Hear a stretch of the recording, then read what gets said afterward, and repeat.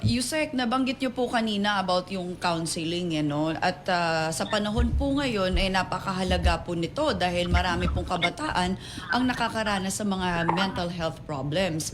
Pero ang nagiging hadlang po ay ang kakulangan natin sa mga counselors.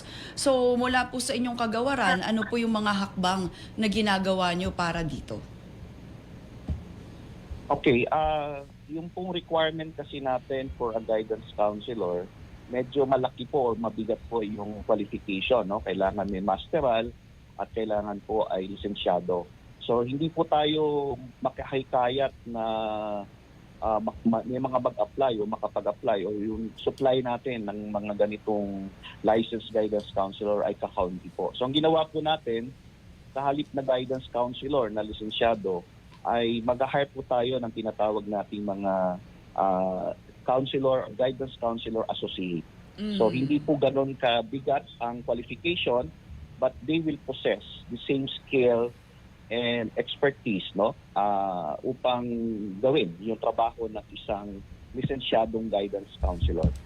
So yan po ang isang konkretong hakbang na gagawin po natin ngayon.